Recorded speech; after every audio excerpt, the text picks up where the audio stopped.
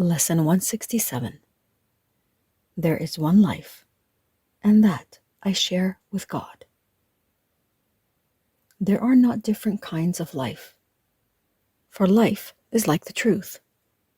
It does not have degrees. It is the one condition in which all that God created share. Like all his thoughts, it has no opposite. There is no death, because what God created shares his life. There is no death, because an opposite to God does not exist. There is no death, because the Father and the Son are one. In this world, there appears to be a state that is life's opposite. You call it death. Yet we have learned that the idea of death takes many forms. It is the one idea which underlies all feelings that are not supremely happy. It is the alarm to which you give response of any kind that is not perfect joy. All sorrow, loss, anxiety and suffering and pain, even a little sigh of weariness, a slight discomfort or the merest frown, acknowledge death, and thus deny you live. You think that death is of the body, yet it is but an idea, irrelevant to what is seen as physical. A thought is in the mind. It can be then applied as mind directs it.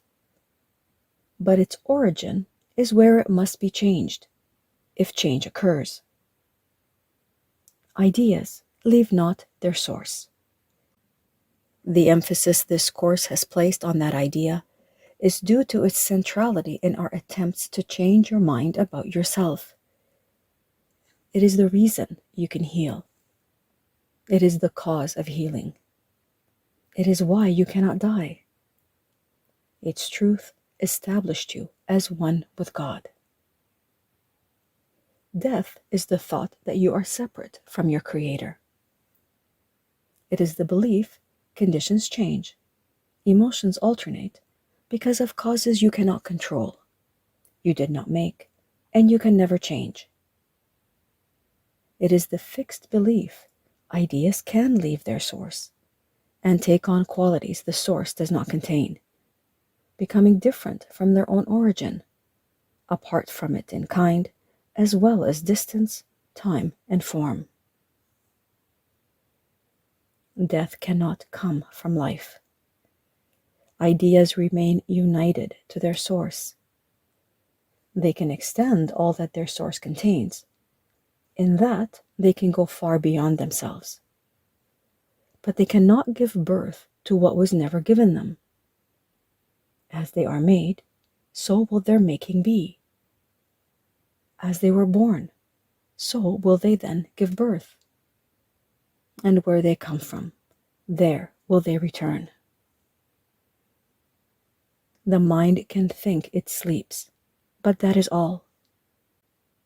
It cannot change what is its waking state. It cannot make a body, nor abide within a body. What is alien to the mind does not exist, because it has no source. For mind creates all things that are, and cannot give them attributes it lacks, nor change its own eternal mindful state. It cannot make the physical. What seems to die is but the sign of mind asleep. The opposite of life can only be another form of life. As such, it can be reconciled with what created it, because it is not opposite in truth. Its form may change, it may appear to be what it is not. Yet mind is mind, awake or sleeping. It is not its opposite in anything created, nor in what it seems to make when it believes it sleeps. God creates only mind awake.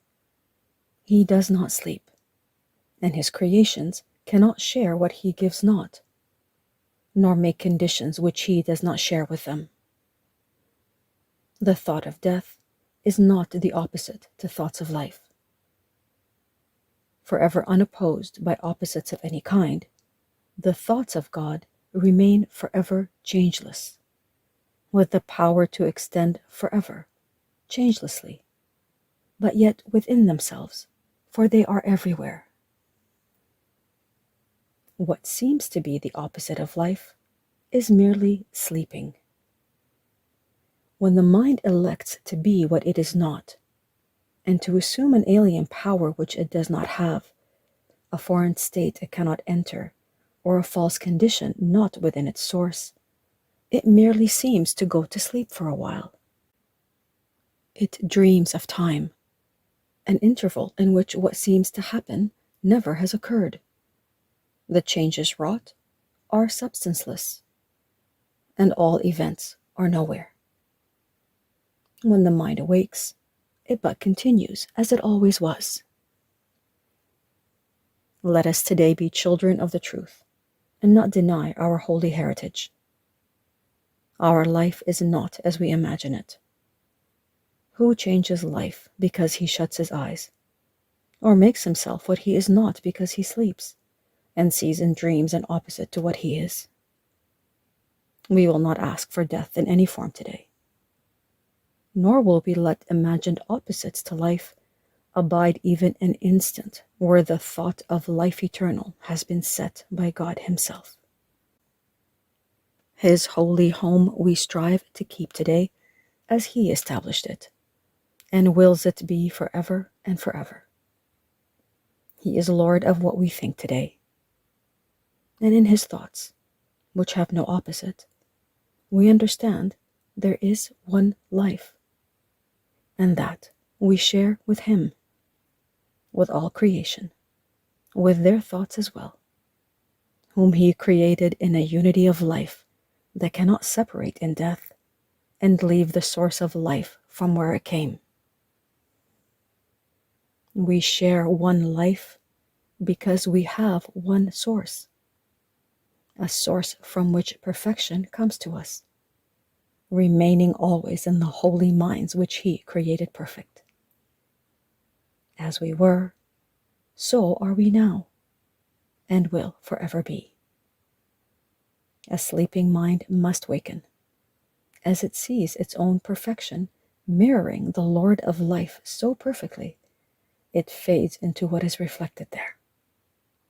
And now it is no more a mere reflection. It becomes the thing reflected, and the light which makes reflection possible.